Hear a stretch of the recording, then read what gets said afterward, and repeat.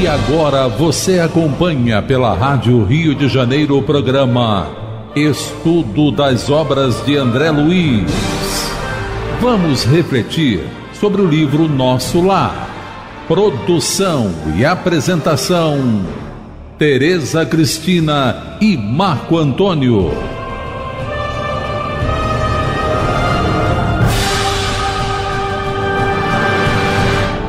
Amigos ouvintes da emissora da Fraternidade, Rádio Rio de Janeiro, novamente aqui, com a permissão de Jesus e dos bons espíritos, para darmos continuidade ao estudo da vida no mundo espiritual através da obra Nosso Lar. Obra que foi ditada pelo espírito André Luiz e que foi psicografada pelas mãos abençoadas do apóstolo da mediunidade Francisco Cândido Xavier. Olá, caros ouvintes da Rádio Rio de Janeiro. Vamos reiniciar o nosso estudo do capítulo 40, Quem semeia, colherá. No último programa, nós conversávamos sobre a justiça divina. Conversamos sobre a justiça divina e a justiça humana a partir do diálogo, que a Narcisa tem com o André Luiz, dizendo para ele que ela também já tinha passado por momentos difíceis, ela também tinha dívidas do passado, e que ele não agasalhasse pensamentos pessimistas, destrutivos, e que se Jesus, se o Senhor, se Deus permitiu esse reencontro com essa moça, que ele teve alguma dificuldade no relacionamento com ela, se Deus permitiu, é porque ele já estava pronto para reparar esse problema. Ele já estava pronto para resgatar a dívida que ele tinha para com essa moça. E a gente conversou sobre isso, que a pedagogia divina não é feita para massacrar ninguém, mas para educar. E quando a gente realmente estiver pronto para resgatar algum débito, refazer alguma lição mal feita, isso Deus vai providenciar. E uma das primeiras providências acerca disso é a organização das nossas famílias. A gente já viu aqui, já leu algumas vezes a mensagem da Joana de Ângeles através do Divaldo Pereira Franco, que fala dos inimigos queridos que estão na nossa família. Muitas das vezes, a par dos amigos, nós também temos aqueles ainda que nós não conseguimos ter um relacionamento satisfatório. Então, a partir disso, a gente conversou sobre a justiça divina e a humana. E a sabedoria da justiça divina, ela é perfeita e ela alcança a todos. Não há privilégios na justiça divina. Todos resgatarão suas dívidas, todos refazerão lições mal feitas. Essa é a lei. E aí é o que a Narcisa falou para ele, olha, então não fica triste, não fica com pensamento destrutivo, porque se Deus permitiu é que está na hora, então vamos embora, Porque a gente também, se Deus permite, é porque a gente já tem condição de superar aquela situação meia nebulosa das nossas existências passadas. Nós frisamos no final do programa passado a questão do pensamento destrutivo, que ela pede. E nós estamos vivenciando momentos na sociedade hoje o mundo nunca esteve sem guerra. O Emmanuel diz que no livro O Consolador, no livro A Caminho da Luz, ele fala do nascimento de Jesus, da vinda de Jesus à Terra. No seu nascimento, foi um período que a humanidade não estava em beligerância. As tropas romanas que dominavam o mundo na época estavam estacionadas. Ele fala isso.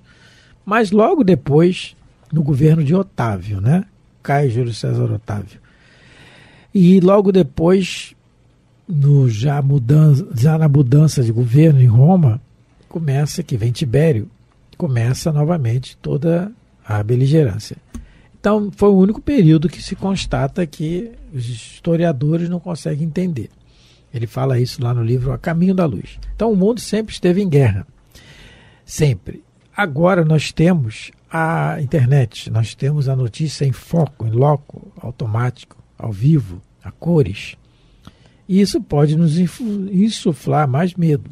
Mas é exatamente aí que nós temos que dar a nosso testemunho para nós mesmos da nossa confiança em Deus. Treinarmos isso, já que nós não temos totalmente isso. Esse pensamento destrutivo, nós comentamos, que é muito importante agora. Nós vigiarmos isso. Temos condições de falar de maneiras diferentes.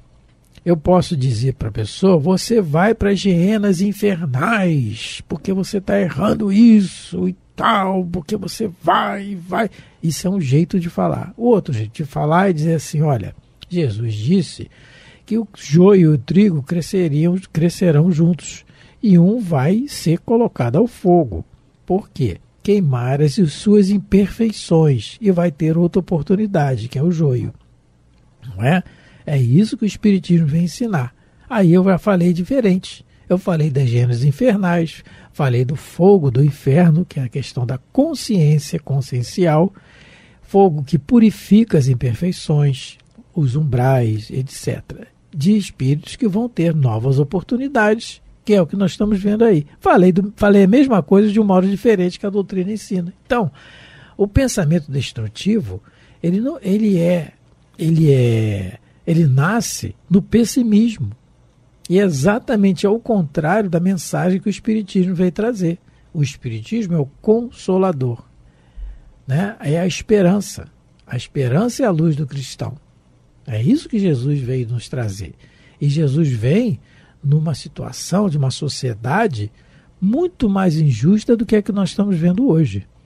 Leia o livro Paulo Estevão, já no início da obra, a gente vê o que acontecia.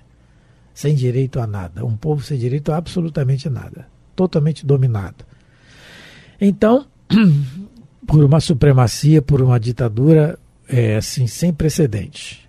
Então, é aquilo. Nós temos que treinar o otimismo, ao contrário desse pensamento destrutivo. Sempre o otimismo, sempre, sempre. Todos os espíritos superiores que vieram, que encarnaram, todos os missionários que vieram nos trazer luzes de entendimento, eles sofreram, mas não ficavam reclamando. Todos. Ah, mas eles eram superiores. Ué, e nós vamos ser o que um dia? Não é? Alcione, uma Célia, uma Lívia, o próprio Paulo, o próprio apóstolo Paulo, Gesiel, Áquila e Prisca, personagens do livro Paulo Estevão também, e tantos outros. Um Francisco de Assis, todos. Não tem um que não tenha sofrido. Maria Teresa, mais contemporânea nossa, Maria Teresa do Calcutá, Irmã Dulce, aqui na Bahia, Joana, Sora Joana Angélica, que é a Joana de Ângeles. Não tem um que não tenha sofrido. Um. Então, que nós cultivemos o otimismo, sempre. Então, vamos continuar a leitura. Vendo a minha indecisão, prosseguiu. Mesmo ela falando para ele não ficar com pensamentos destrutivos, ele ficou indeciso e ela prosseguiu. Não tema, aproxime-se dela e reconforte-a. Todos nós, meu irmão, encontramos no caminho os frutos do bem ou do mal que semeamos. Então ela está dizendo para ele, né, o que o Espiritismo cansa de nos mostrar, que a sementeira é livre, mas a colheita ela é obrigatória. E a maioria de nós, em outras encarnações, se não nessa também, a gente vem deixando a desejar o cumprimento dos nossos deveres mais sagrados, a gente vem, de alguma maneira, abusando da nossa posição social. Então, se a gente faz isso hoje, né, com o nosso livre-arbítrio, porque a gente prefere agir de maneira egoística, imagine o que nós não fizemos em encarnações passadas. Então, olha só, Deus é nosso Pai, Ele quer o nosso melhor para nós, mas Ele respeita, como Jesus respeita, o nosso livre-arbítrio. Mas existe a lei, né, que é a lei da natureza, que o que se planta se colhe. E aí eu lembrei de uma mensagem, né, de uma história que está no livro O Céu e o Inferno, de Allan Kardec, onde na parte última do livro ele fala sobre as expiações terrestres, porque ela diz aqui, né, não tem jeito, a gente vai encontrar no nosso caminho os frutos do bem ou do mal que nós semeamos. E aí Allan Kardec tem notícia da história de uma mendiga chamada Julienne Marie, é o título da lição no livro Céu e Inferno, no capítulo Expiações Terrestres. Essa mendiga, todo mundo achou que ela tinha se matado, que ela tinha se jogado num poço. E uma pessoa que a conhecia, porque era uma pessoa que gostava de ajudar as pessoas socialmente mais vulneráveis, né, os pobres da época, essa pessoa evocou ela e ela contou a história dela, dizendo que ele estranhou o linguajar dela, que era uma linguagem, né, mais sofisticada, ela era mendiga. E aí ela diz para esse senhor que ela tinha tido encarnações onde ela foi poderosa, onde ela acabou se perdendo pelo orgulho. Então, aí Kardec também resolve evocá-la na sociedade em Paris. E aí eu vou ler só um trechinho da mensagem que ela dá a Allan Kardec, para a gente ver que a gente colhe o que semeia. E ela vai dizer para a gente, essa mendiga, o que ela semeou, dizer para a gente através de Allan Kardec. Evocada a 10 de junho de 1864, na Sociedade de Paris, o espírito Julienne Marie ditou a mensagem seguinte: Caro presidente Allan Kardec, obrigada por quererdes admitir-me ao vosso centro. Previstes, sob o ponto de vista social, a superioridade das minhas antecedentes encarnações. Pois, se voltei à terra com a prova da pobreza, foi para punir-me do vão orgulho com o qual repeli os pobres, os miseráveis. Assim, passei pela pena de talião, fazendo-me a mais horrenda mendiga deste país.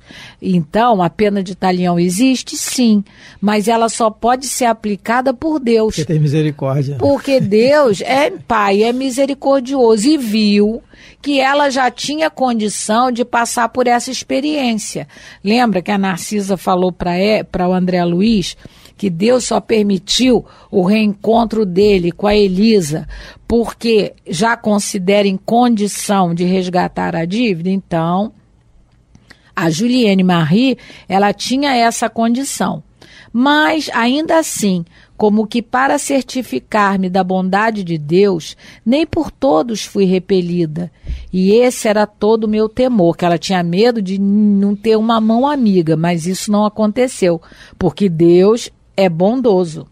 Também foi sem queixumes que suportei a provação, pressentindo uma vida melhor, da qual não mais tornaria ao mundo do exílio e da calamidade. Que obrigada a que é aquela pessoa que a conheceu, esse bom amigo que me facultou a expressão do reconhecimento. E depois a mensagem é longa, vou ler um outro trechinho só.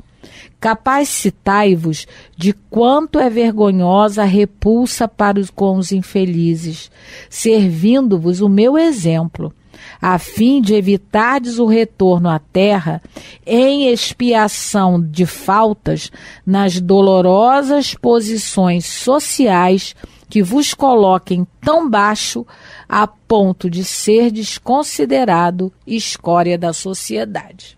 Então, esse espírito que foi mendigo, como ela mesmo diz, a mais repulsiva mendiga da França, né, de Paris, ela dá um alerta para todos nós.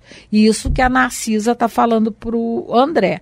Não tem jeito. Todos nós, Todos nós, independente da nossa posição na Terra, todos nós, independente de religião, independente de tudo, encontramos no caminho os frutos do bem ou do mal que semeamos.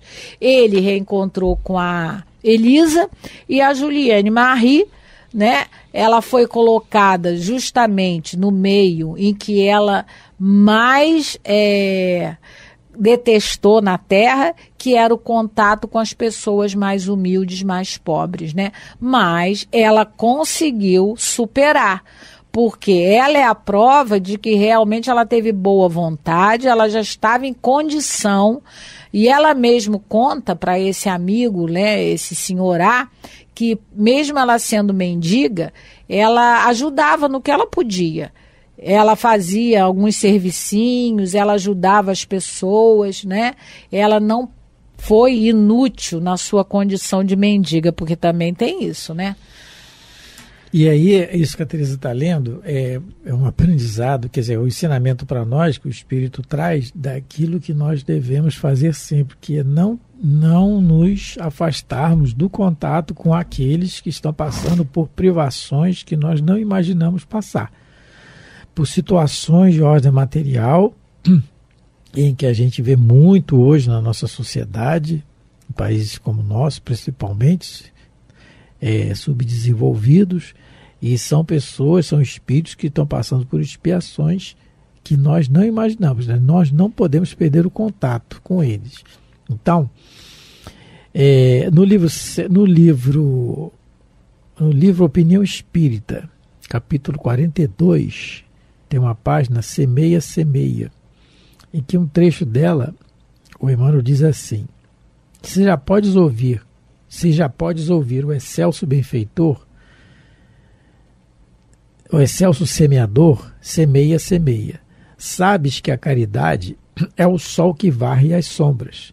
Trazes contigo o dom de esparzir o solo. Consegues derramar o que sobra da bolsa, transformando a moeda em prece de alegria. Guardas o braço forte que levanta os caídos. Seus dedos são capazes de recompor as cordas que o sofrimento parte em corações alheios. Retens o privilégio de repartir com os nus a roupa que largaste. Nada te freia as mãos no socorro ao doente. Ninguém te impede, enfim, de construir na estrada o bem para quem passa e o bem dos que virão. Não te detenhas, pois, no vazio das trevas. Planta a verdade e a luz, o júbilo e a bondade. Se percebes a voz do excelso semeador, escutá-lo-ás a cada passo, rente os próprios ouvidos a dizer-te confiante: trabalha enquanto é tempo e semeia, semeia. Então a oportunidade de semear está sempre conosco. Lembrando que isso que a Teresa leu pode acontecer conosco daqui a pouco. Já aconteceu e pode acontecer outras vezes. A gente pode vir em condições de depender de alguém. E a gente vai gostar de receber alguma coisa, com certeza. Só que o próprio André Luiz vai fazer um alerta no livro Evolução em Dois Mundos, no capítulo 18 da segunda parte, porque nem todo mundo vai se comportar como a Juliane. Nós podemos encarar a nossa prova e expiação, assim, muitas das vezes, nos revoltando contra ela e não acatando a emenda necessária, e a gente pode acumular novas dívidas. Nesse capítulo, é interessante, capítulo 18 do livro Evolução em Dois Mundos, tem uma pergunta que é formulada ao André Luiz: o mal está determinado no conteúdo de nosso destino? A resposta: ninguém nasce destinado ao mal, porque semelhante disposição derrogaria os fundamentos do bem eterno sobre os quais se levanta a obra de Deus. É natural que o devedor, nessa ou naquela forma de resgate, venha a sofrer fortes impulsos e recidivas no erro em que faliu. Porque ela podia ser uma mendiga que rejeitava os outros mendigos. Podia ser. Tanto maiores quanto mais extenso lhe tenha sido o transviamento moral. Entretanto, a aprovação deve ser assimilada como recurso de emenda, nunca por válvula de expansão das dívidas assumidas. Desse modo, ninguém recebe do plano superior a determinação de ser relapso ou vicioso, madraço ou delinquente, com passagem justificada no latrocínio ou na dipsomania. Dipsomania é alcoólicos, né? No meretrício ou na ociosidade, no homicídio ou no suicídio. Padecemos sim, nesse ou naquele setor da vida, durante a recapitulação de nossas próprias experiências, o impulso de enveredar por esse ou por aquele caminho menos digno. Mas isso constitui a influência de nosso passado em nós, instilando-nos a tentação, originariamente toda nossa, de tornar a ser o que já fomos, em contraposição ao que devemos ser. Então, que o André Luiz está alertando para a gente nesse livro, Evolução em Dois Mundos, capítulo 18. Que todos nós vamos nos reencontrar com a nossa sementeira, mas que a gente tem que se esforçar para superar aquilo, as experiências que nós estamos vivendo, né, que estão nos afligindo, porque são expiações, não é?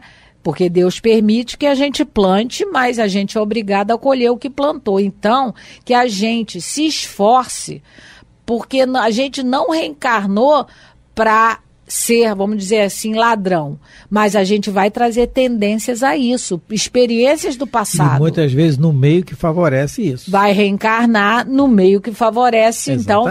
Então você tem o problema com álcool. Então você vai, para você passar, né, pela experiência, se bem suceder nessa experiência, você tem que conviver muitas das vezes com uma família de alcoólatras. Mas você já tem condição de superar isso, não é isso que a Narcisa está ensinando aqui para o André Luiz e para a gente?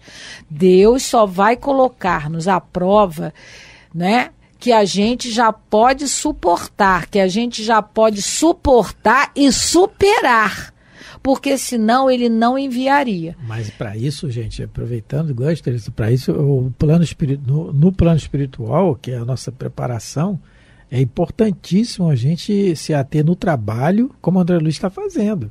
O André Luiz vai vir novamente, talvez, não sei, a programação, mas não sei se na próxima, nas outras, mas uma hora ele vai vir com a questão do mando, com a questão do poder, que ele tinha o poder da ciência, muito inteligente, vai vir com essas questões, talvez, não sei se na próxima, Deus é que sabe quando, mas vai vir para provar para ele mesmo que ele já tem condição de superar isso. Esse assunto, aí eu me lembrei, quando eu, lendo essa página também, isso que o Marco falou. Provavelmente a Elisa vai ter que retornar ao círculo familiar dele, ou pelo menos ao círculo de convívio, porque ele não soube respeitá-la.